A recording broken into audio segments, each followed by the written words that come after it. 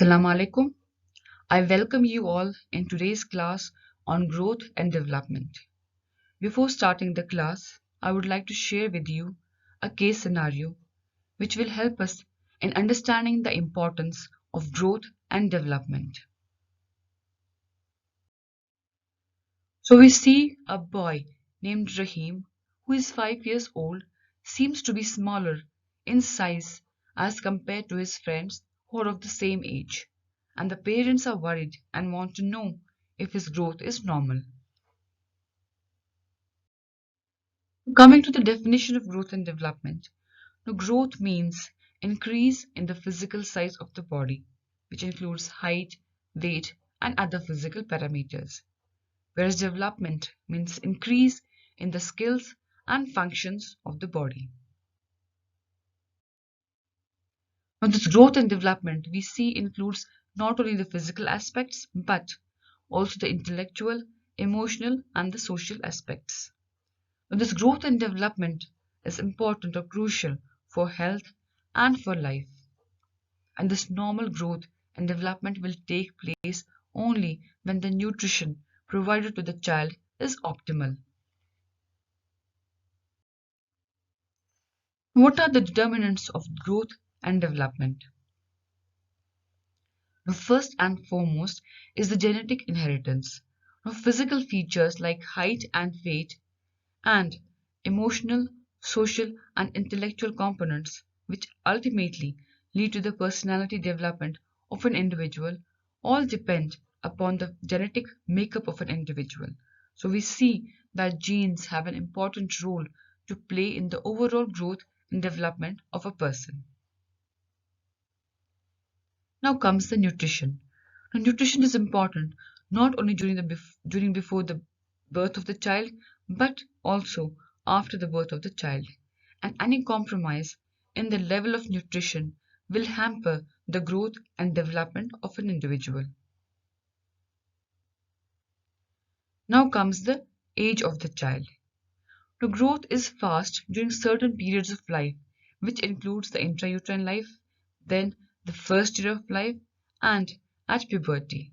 And in between, we see that the growth has a slower pace. Now, coming to sex, increase in height and weight, also called as the growth spurt, is seen at 10 to 11 years of age in case of the female children, whereas the similar growth spurt is seen at 12 to 13 years of age in case of boys.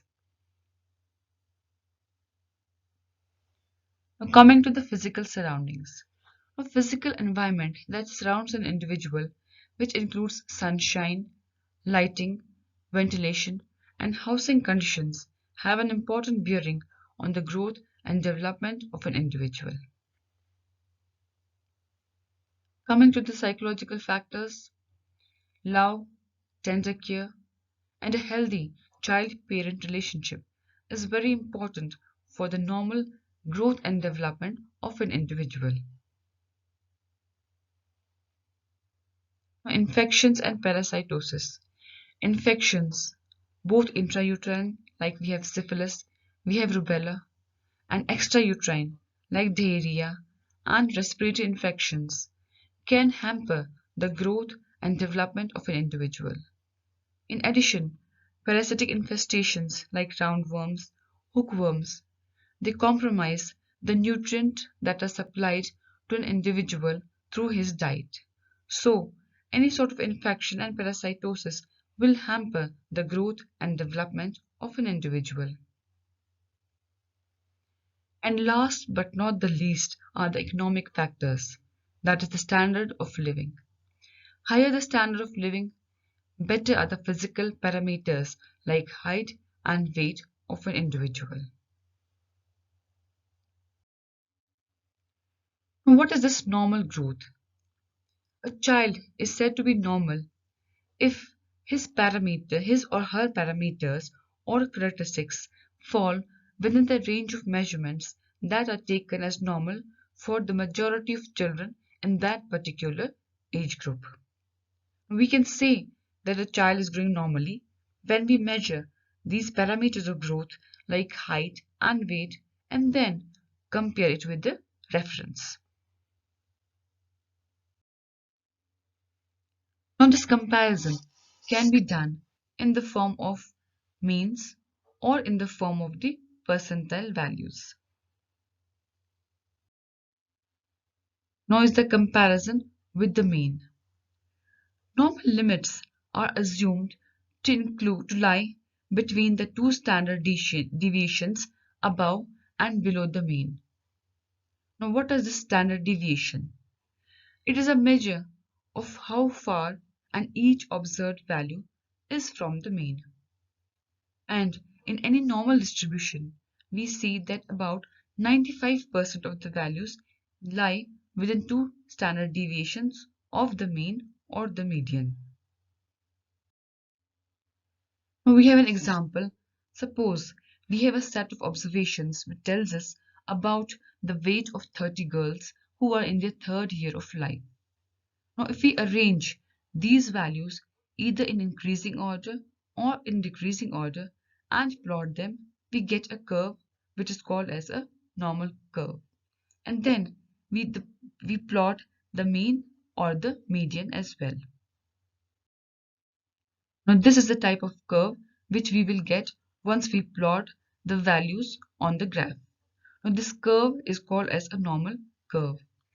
Now in this curve we see that these highlighted points are the various observed values. And all the values that lie between these two yellow dotted lines are said to lie within one standard deviation of the mean or the median. And all the values that lie between the two dotted red lines indicates that the values are within two standard deviations of the normal. So, standard deviation tells us how far an each observed value is from the mean or the median position, which is represented by a dark central line. All the values that lie between the two dotted red lines are said to lie within two standard deviations and are taken as normal for that particular age group. So here we see that in any data set, almost 68% of the values lie within one standard deviation, whereas 95% of the observations or the values lie within two standard deviation, and 99.7% of the observations lie within three standard deviations. And all the values that lie within two standard deviations of the mean or the median are taken as normal. Now is the comparison with the percentiles. Just like the mean, percentiles are also used for making comparisons. Values that lie between the third and the 97th percentile are taken as normal. A percentile represents the percentage of the values that fall below a particular value in a data set. Suppose we have 100 children or boys who are 1 year of age. We weigh them and record their weight in increasing order or say in the decreasing order. Now here we have taken the increasing order. Now once we arrange these 100 children in increasing order of their weight, the weight of the first child, for example 9 kgs, will represent the first percentile value of the observation, whereas the weight of the last child, that is 11 kgs, is the 100th percentile value of the observation, and the weight of the 50th child, once we have arranged them in increasing order, represents the 50th percentile value of the standard, that is 10 kgs. Here we see the figure where we have arranged children according to their weight. Now all the children that lie at the central position, that is the mean or the median, or we can say the 50th percentile value, represents the median or the mean value. All the children who lie between the third percentile value and the 7th percentile value are taken as normal, and children having weight either less or more than the third percentile or the 97th percentile, respectively, are said to have abnormal weight or are said to be malnourished. So here we see a figure which tells us about the weight of 100 children. Now we see that all the children who lie between the third and the 97th percentile are taken as normal, whereas children having weight less than the third percentile or more than the 97th percentile are taken as malnourished.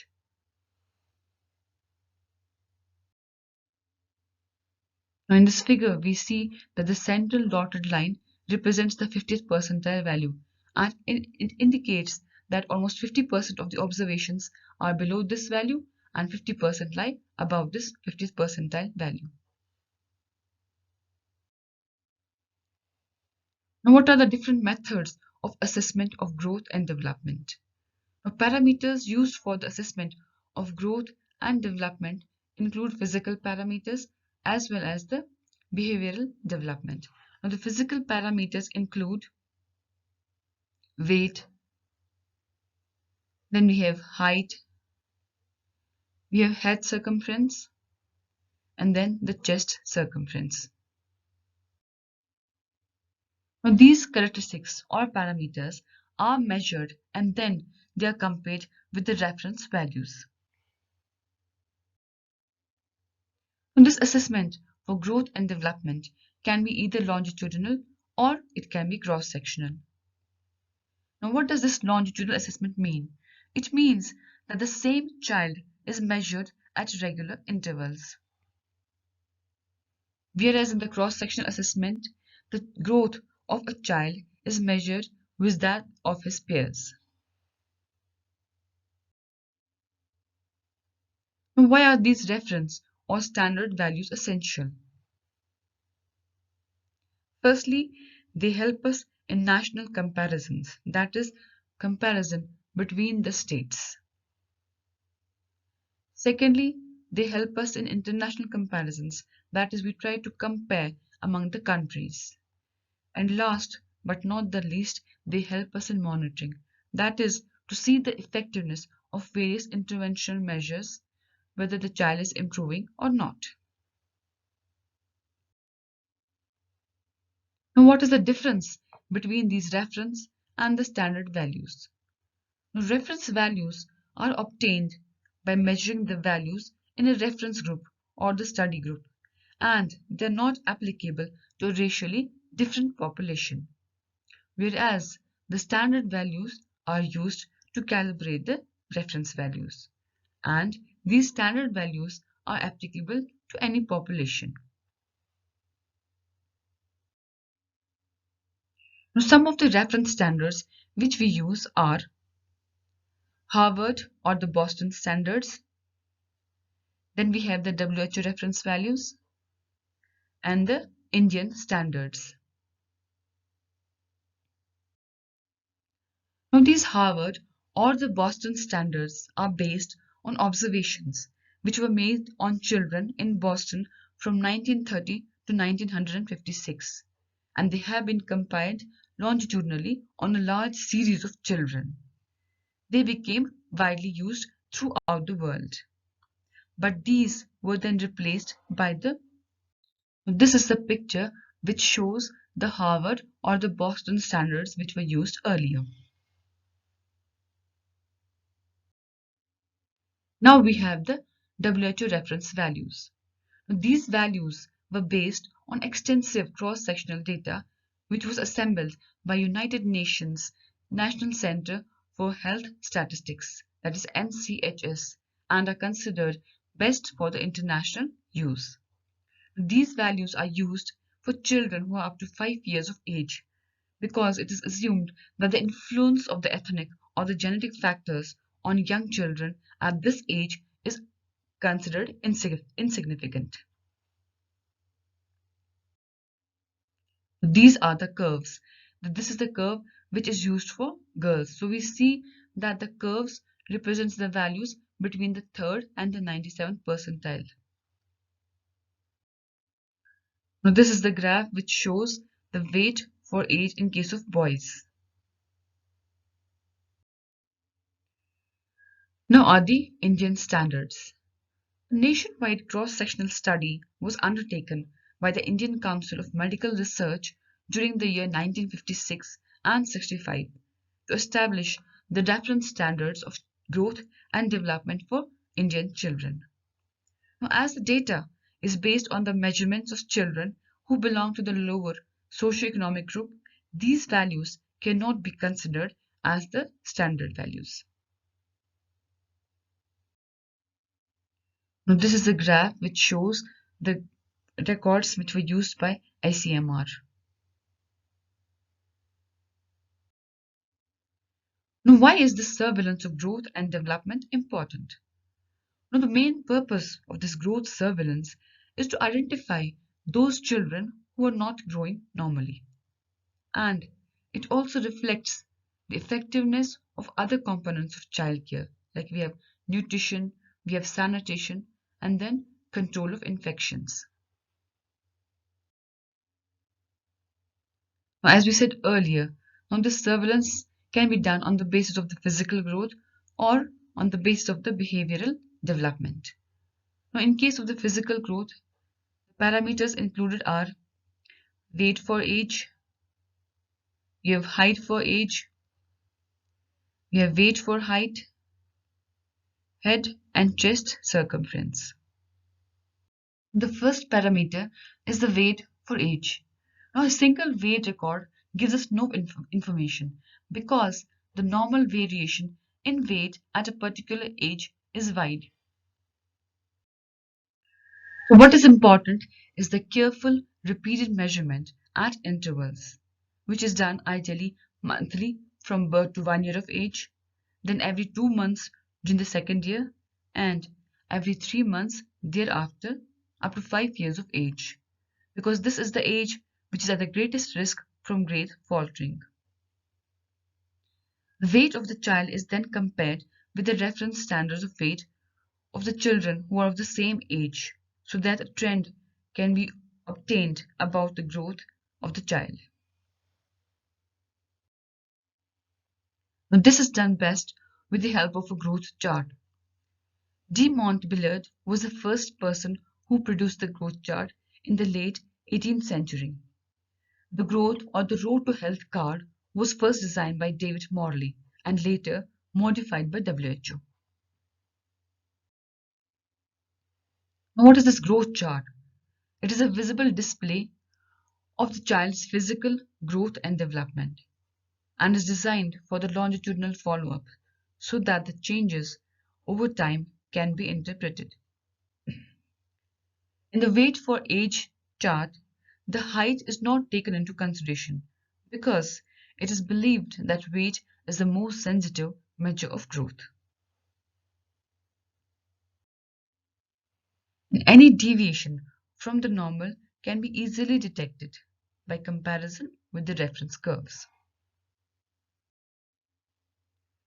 Now, in 1993, WHO concluded that the growth reference curves which were given by NCHS did not adequately represent the early childhood growth. So, a multicentric growth reference study, that's MGRS, was undertaken from 1997 and 2003 in 6 countries, which included Brazil, Ghana, India, Norway, Oman, and USA. What was the difference between the two growth curves? In case of the WHO child growth standards, the studied population was breastfed infants and toddlers, whereas in the NCHS, formula-fed infants were also included. Now, these WHO growth standards, they give us the ideal conditions in which a child can grow, whereas the NCHS growth curves shows us how certain group of children have grown in the past. So WHO growth chart is a standard by which all the children should be compared, whereas NCHS is a reference which does not imply that the pattern of growth is optimal. India adopted the new child growth standards in February 2009 for monitoring the young child growth and development. These standards are available for both boys and girls who are less than 5 years of age. And these standards enable the healthcare workers to take timely corrective action at different levels.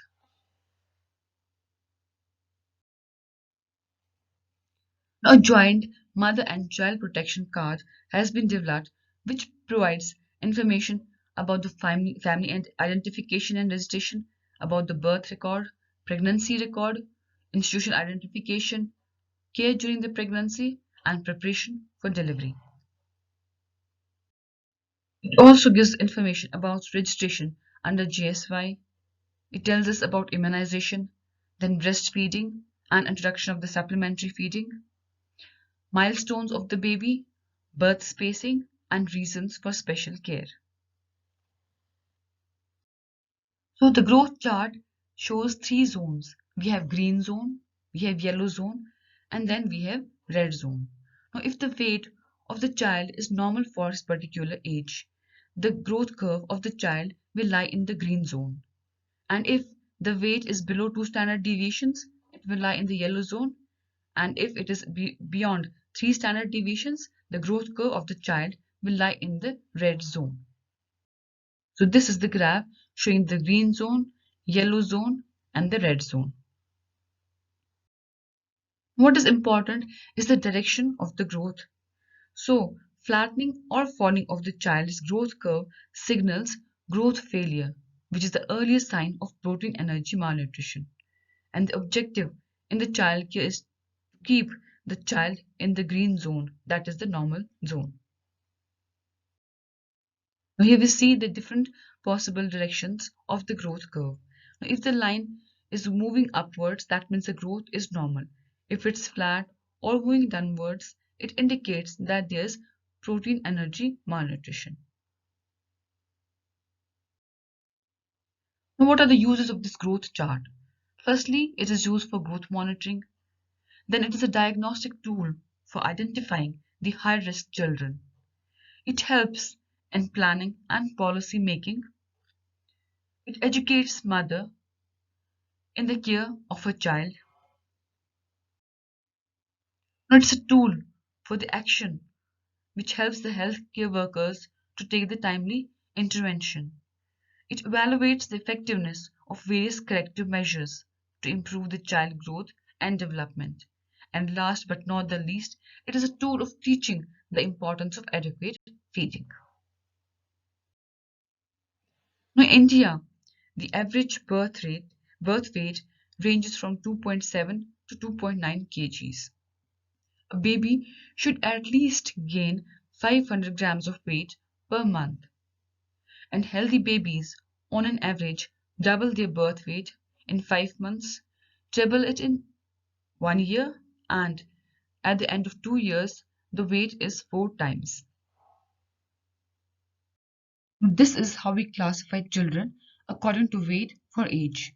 A child can be normal, he or she can be mildly malnourished, moderately malnourished, severely malnourished, or very severely malnourished.